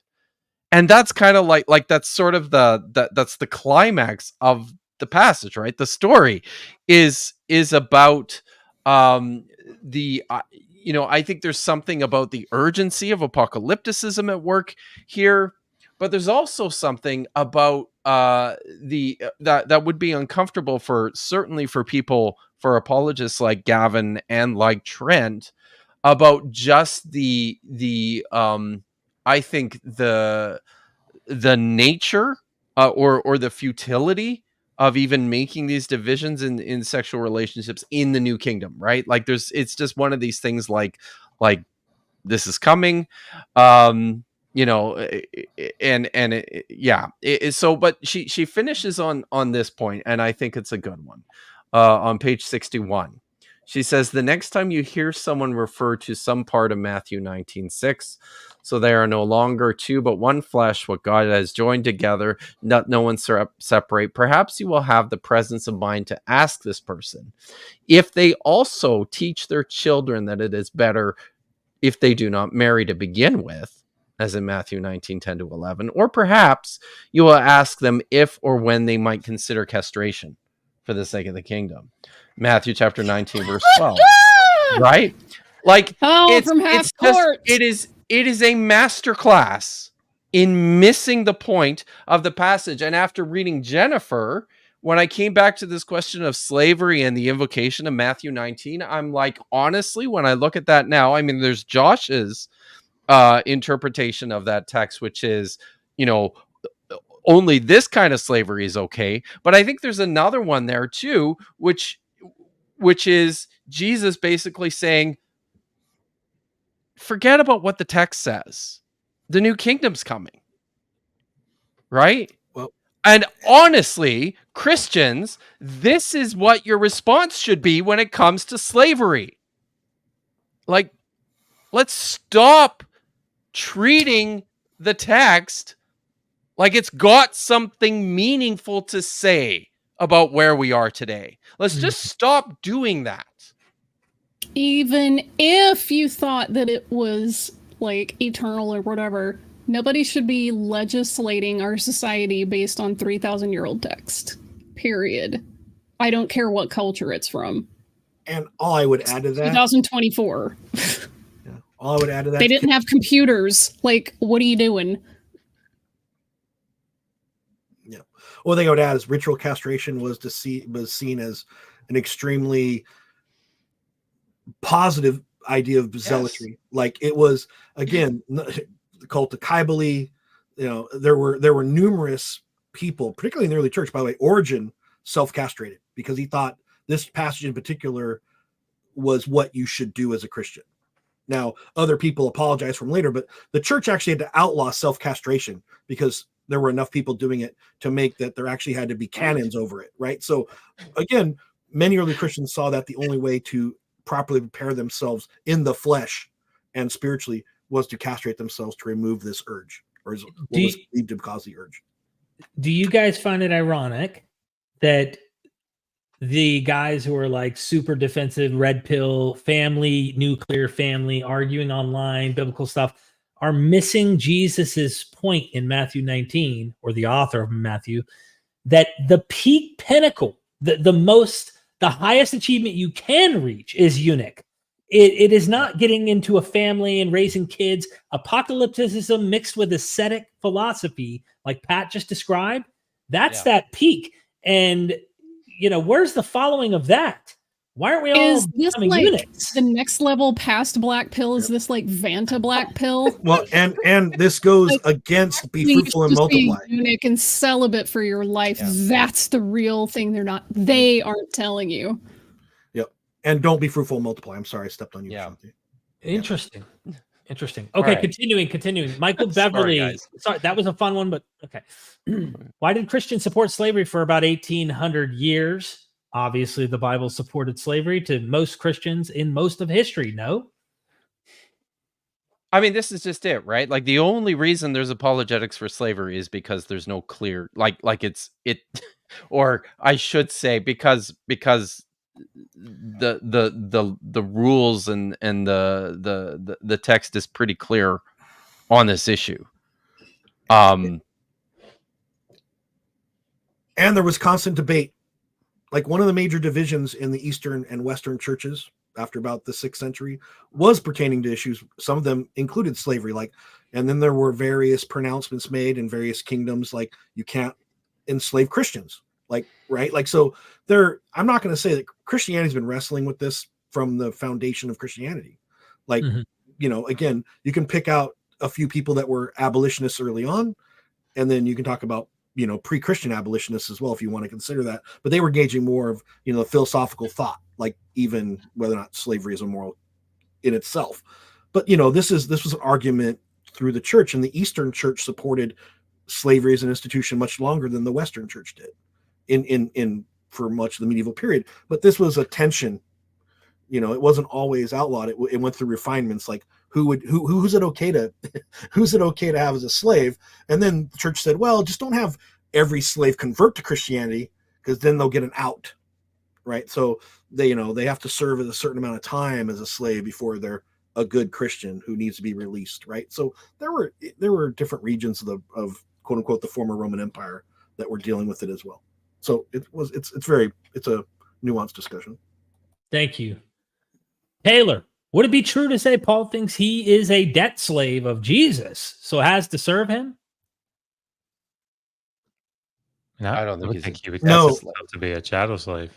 No, yeah. So Paul's engaging in what whoever, again, Paul's engaging in some stoicism here. What is it to be a slave? Like the Stoics approached it, that there were slaves that were slaves by nature, and that would be natural slavery. There were slaves that people were slaves to their lusts. Now the Stoics would say no one is truly a slave by their nature. They would say they rejected that Aristotelian concept. But was it slaves because of a misfortune of fate? Like you were born a slave, right? That you yourself, all people are equal, but now there's this mistake of history, so to speak. Then the Stoics, or could you be slave to sin, like lust? Like the Stoics thought, like, hey, if you're a glutton, you're a slave to food, right? And then there's this idea, if you're a slave to people that are societally greater than you as well. So like the Stoics were analyzing this in multiple ways either. So Paul was probably engaging that kind of thought at different levels. Like when he's talking about Jesus, he's talking about being slave to a divinity, which the Stoics wouldn't have had a problem with, acknowledging a force that was greater than yours. Like, again, I don't want to get into Stoicism too much, but there are other schools of thought that would have had similar thoughts as well. Philosophical schools. Thank you. I'm just reading here. I'm not commenting. Michael Beverly, do y'all have an opinion on they were her property? And thank you for both super chats. It's 2 in a row. Oh, wow. I think he sent those to different channels. Okay. They were her property. I don't know the context. Do you? If you're still in the chat, Michael, and you can provide us a little bit of context, that would be great. Because I'm not picking it up. I think he's referring to a book written in 2019. Was it by? I have not read it, by Stephanie Jones Rogers. They were her property. White women as slave owners in the American South. Have any of you guys read it? I have not. I'm just aware of it. I did not read it. Oh, okay. That's what that is. Okay. Josh, you're muted. I just bought it. It's sitting on my shelf downstairs in the queue. Perfect. And I bought it. I bought it because I saw it on Michael Beverly's channel. Hey, nice. Good. Not that I watch this stuff. Yeah, no. Thank you, Michael. Milwaukee Atheist is back. Josh looking like dapper. Kipp looking like Dino. Is that... I'm starting to feel really sensitive about my age since I turned 51. Is that a dig? You just got to put a bow tie on. That's all it is. That's it. Alpha Centurion in the house. Thank you so much for the super. Here's the one with some words here. Who's Germania? P.S. I dig Pat. Archaeology. I dig Pat. Very fun. Yeah. Speaking of which, you gave me a bunch of coins. I still need to clean up, Pat. You really do. I actually think I haven't watched it yet, but I actually think Alpha Centurion did a review of our discussion, literally like right after it happened. But yeah, people should check it out. And I've talked to Alpha a lot on stuff like this. And Alpha, he's knowledgeable of early church history. I don't think he's gonna engage in. I mean, he's Catholic though. I want to call him super Catholic, but he'd call himself super Catholic. SC on his chest, flies around. hard work regarding the treatment of slaves in the Bible. Did they say whether they think anything biblically permitted was also morally good? Honestly, that was the essence of their argument. Yeah, I think so. I mean, and Sort of. there were a lot of things that in my notes we're not going to cover today, but one thing that kind of always gets talked about is the integration into a household. That happened everywhere. That was just the standard, particularly for domestic slaves. And just south, there was the whole thing about you can go to the other nations and buy your slaves. Why didn't we just harp on that one for an hour? That would have been great. Because I would have loved to see them be like, well, I mean, it's fine if, you're not one of God's people to go buy slaves. Die on that hill. But that's why No, go ahead, Josh. I was just going to say, that's why when I brought up what I thought was going to be the mic drop of Exodus 21, 28 to 32, and how, free man, free woman, lex talionis, you death, fool! right? Son, daughter, death, right? Slave, 30 shekels of silver to the master. That one, I was just like, I was like, and then it was just like, it seemed to have very little effect, which it disappeared into the ether. I didn't know what to do. The other whole rubber and glue defense just bounced right off them. I have a rule. If I've underlined something 3 times, it means I thought it was important. And in my notes, I have this underlined 3 times, making sure we cover it. Gosh. We need to talk about slave taking, quote unquote, kidnapping.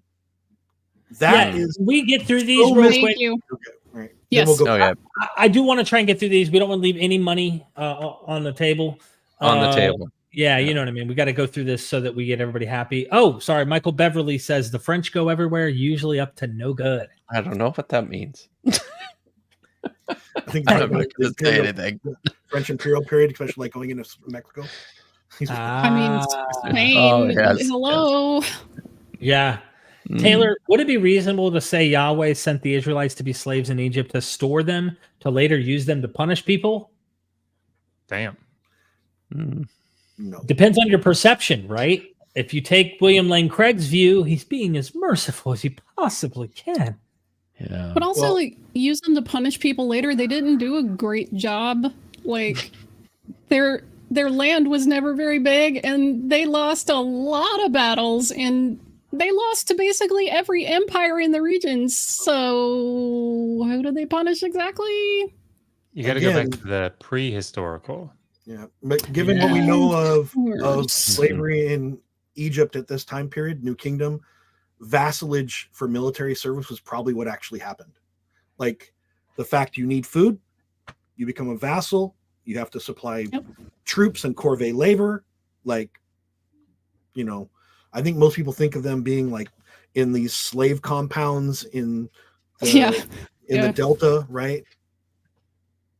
Again, there's a lot of evidence to show that Egypt was relying on a lot of these vassal kingdoms because they were repeatedly penetrating in that region to form labor units and military units under Egyptian control.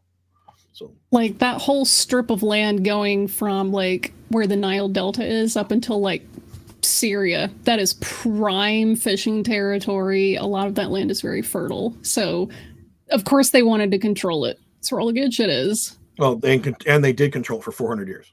Mm-hmm. Yeah. Susan Cameron says, what's striking to me about Matthew is that adultery is conceived of as an offense against a woman. I have not heard of this anywhere in the ancient world. Have any of you? It wouldn't shock me in a patriarchal society if that's how they...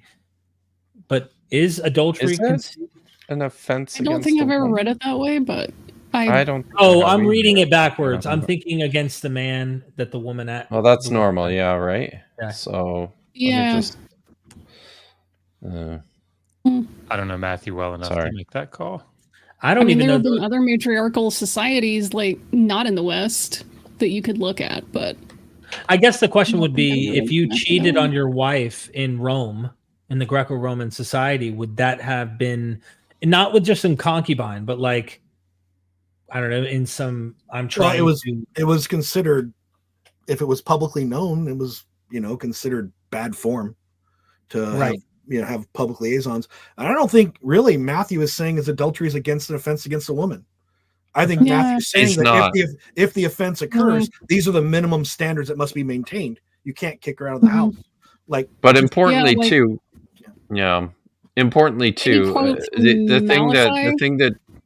the thing that Jesus says is whoever divorces his wife except for unchastity and marries another commits adultery, right?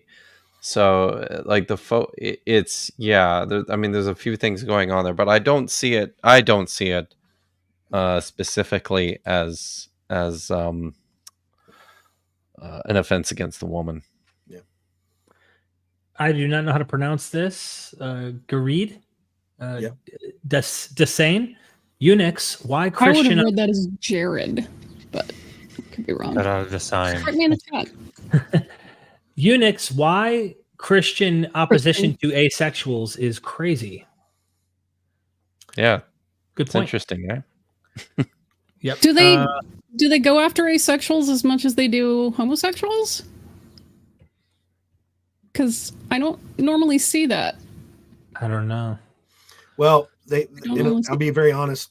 Early Christianity aestheticism was often seen as a rejection of sexuality, sex, sexuality. Plus, it's like, well, if Jesus is coming back in 5 minutes, what's the point of having kids? That was kind of Paul's. Not just having shtick. kids, but not having sex.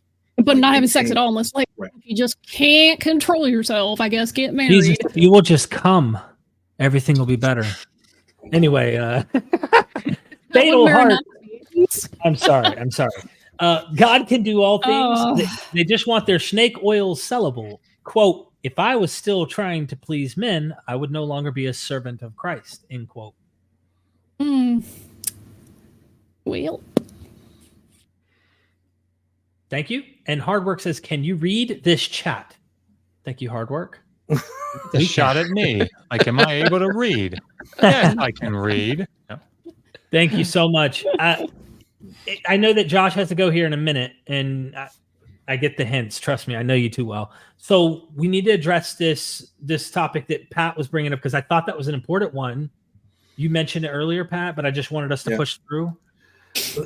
One of the biggest peeves I have over the whole thing is they keep talking like kidnapping, like in the modern context. It's not. Like kidnapping is slave taking. Like that's how this text is set up. This is, it could be grabbing one person, but this is also in many ways, an enterprise of going into another region and taking many people, right? So yes, it can happen on the individual, one person at a time, but slave taking and kidnapping are synonymous in these texts. It is not like slave taking is separate than kidnapping in this text. We shouldn't use the word kidnapping. We should use slave taking. And that could be slave taking of one person, which would be kidnapping, or slave taking of many people, which would be like multiple acts of kidnapping, which would just be slave taking. And the fact that it keeps being framed so ahistorically really pisses me off. Every society I'm aware of in the ancient Mediterranean, and I'm aware of a lot of them, had laws against this. Like, again, the bad Romans that got brought up as the worst form of slavery had laws that it is illegal for slave takers to operate outside of the Roman Empire unless formal legislation of war had been enacted in the Republican period by the Senate or during the time of the emperors by the emperor himself. So you couldn't just go into other places where there are different people than us and just grab people, right? Like, and you could be crucified for being a known and convicted slave trader. So the Romans thought it was a crime worthy of death. And it's not just kidnapping like, hey, I'm going to grab this person, hold them for a few days. No, it's subjecting them to slavehood, representing them as a slave, putting them into a slave market. If you got caught doing that in many of the places in the ancient Mediterranean at different times, you were going to be tried and executed. Didn't they also try to say something along the lines of Israel was like this safe haven where everyone could escape their slavery and like be free? And they said something to that effect. Did you guys have any comment on that? I mean, it's a war tactic, right? I mean, outside of just this being a non-extradition clause, you if they know that if you can get your their people to come over to your side, that's a good thing, right?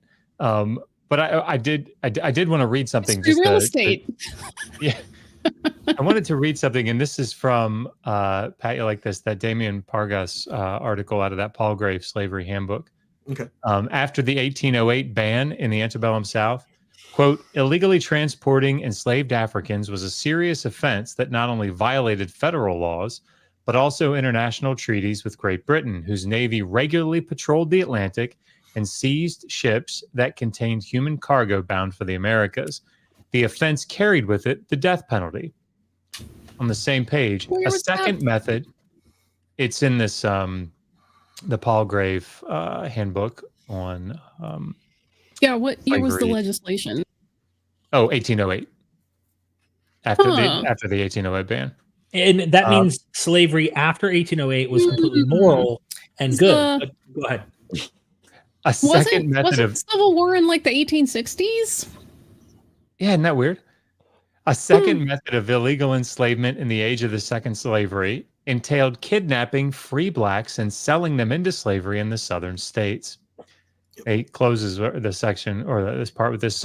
Slaveholders in this era of the second slavery ironically developed an ideology of master-slave relations that scholars have dubbed paternalism, a concept that refers to white Southern admonitions to take good care of enslaved people, whom they frequently referred to as my people or even my black family, so that threats and violence would be unnecessary. Because in addition to that, they feared servile insurrection, just like the Romans and the Greeks and the Egyptians and all And these the Haitians. They were worried.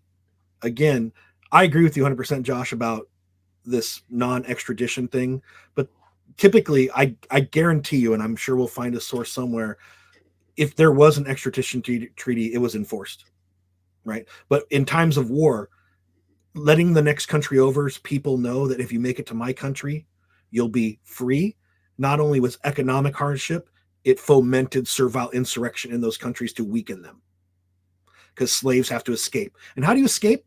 You either sneak away or kill whoever's watching you. Those are the two ways you do it. And, that's... This whole thing makes it full circle for me in what Josh is trying to drive home, more so than I think Kipp even, because Kipp's not that you're not into this topic, but this is Josh's thing. I haven't written 2 books about it. No. It does this to make me happy. That's what happens. Absolutely. That's why he puts up with it. But your point about they try to act like, well, at the very outside of this debate, they wanted to go, yeah, but then they got the skeptics who just want to say it's antebellum South slavery. And I could see Josh's mouth going, I don't think you're paying attention to my points of how actually this is comparable. Nobody's saying it's an identical situation and every little facet of it is exactly the same. But laws, and they said this, they confessed this much in that discussion. Laws are just, they're like standards of expectation, not what's actually happening and stuff. Yeah. And go ahead, Pat. All I'm going to say is the one big, and Josh and I've talked about this before, the one big distinction between the slavery of the antebellum South and the slavery in the ancient Mediterranean is one's race-based and one's ethnically based. And that's it. That's those are the systems. There's a reason Romans didn't allow their citizens to be enslaved. But also they don't think of ethnos and race like we do. I agree, Vishanti, but I'm those saying are anachronistic. Correct. And so this argument, well, it was racist. Well, right, because we developed in Western society this concept of race way after the Mediterranean people had this. It's awful. That's a good point. And in every example Josh gives, where it's just, let me show you very merciful sounding laws. And we know, because we're so close to, we have a memory of what happened in antebellum South slavery, or even just American slavery period, because it wasn't just in the South. We know what happened, and yet the laws say certain things. The laws say certain things in the Bible. We're going to pretend, give it the best favor possible. It's just, I get what you're saying, Josh, and I don't think they see that at all. Plus, laws don't mean anything if no one's enforcing them. But it does Oh. tell you a lot when you have them saying what we said earlier, tooth, eye. Well, does this not imply hitting somehow? I mean, is this not at least giving the hint that, all right, we know with your slaves, you're going to have to whip them here and there. Just don't lose your temper and beat the absolute dog crap out of them. Like, I mean, is it not implied there? Would I be wrong in assuming that, Josh, Kipp? No, that's correct. I think that's what specifically what the law is trying to do. Yeah. So, yeah. That reminds me of something that Trent said toward the end when he was like, "Oh, you guys were so nice. That was great."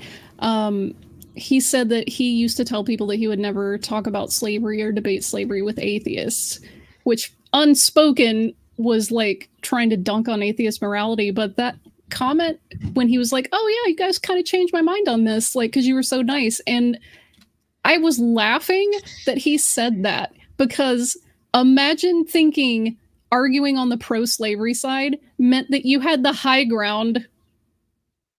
Yeah. Like, oh, I'm not going to debate people on this because he thought he had the high ground. Good I job, don't Trent. think it was a debate, though. Kipp and Josh were not. They were purposefully Sorry, not trying the to discussion. Right. My bad. And I think that's too. why he had a Me good. too. His experience turned out good. Is it wasn't. They were trying to avoid that. Anyway, couple more supers. We got to let Josh go. It's past his bedtime. Are you kidding me? He gets to for sleep real, in tomorrow, though, guys. I already know he's got to go. Yeah, you've got 5 kids that are going to get up at 5 a.m. Oh man, I'm gonna blast gotta through these. kick him out of the house, dude. That's what I did.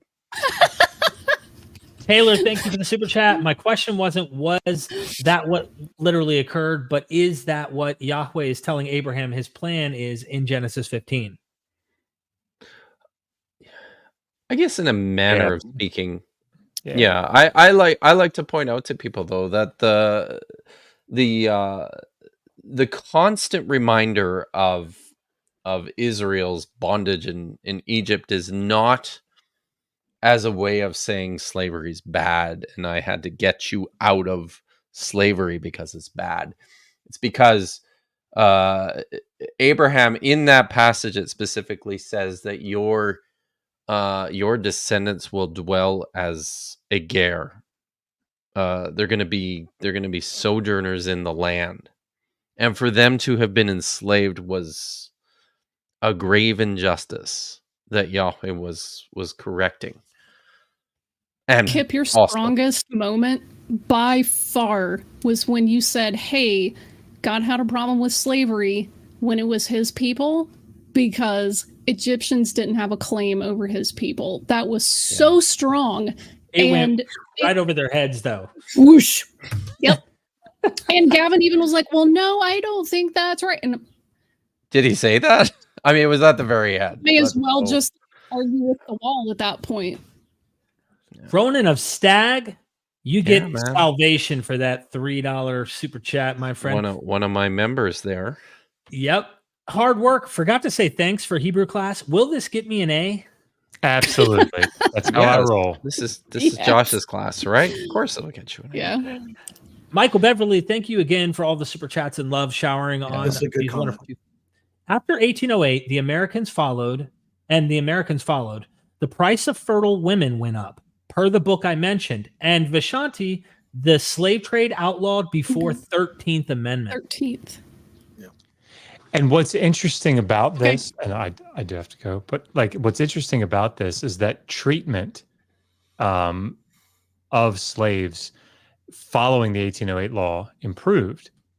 But it's not because people suddenly got like humane. It was, well, slaves aren't so easily replaceable now. So we have to treat the ones that we have well. Oh, Don't right. break your car. Don't ruin Well. your vehicle. If you can't buy another vehicle, you're going to take better care of the one you have as best you can because they're property. You're using them for work, for labor. And this is another thing I think it may help Josh, not help, but it'll add on to Josh's argument. In 1829, Mexico banned slavery. Yep. If you guys remember your history, Texas is part Yes. of I'm a Mexico. Canadian. Right. Texas is part Mhm. of Mexico. Texas one of the motivating factors for Texas fighting Mexico was the preservation of slavery, because Santa Anna had given them an additional year till 1830 to actually stop the practice, right? When they formed their own constitution after their own Declaration of Independence from Mexico, in 1835, their constitution specifically supported the practice as it had been prior to 1829.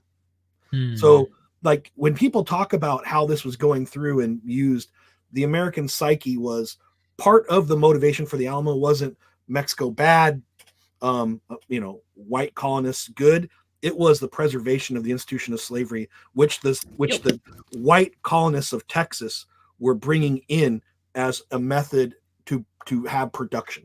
They were like, wait a minute, in the South where we're coming from, we have this, you can't take it away. And Mexico was, for the time, again, ending in 1829, they're ending it. Oh, wow. So yeah. And also not fun trivia is in 1820, that's when the Spanish Inquisition was closed in Mexico.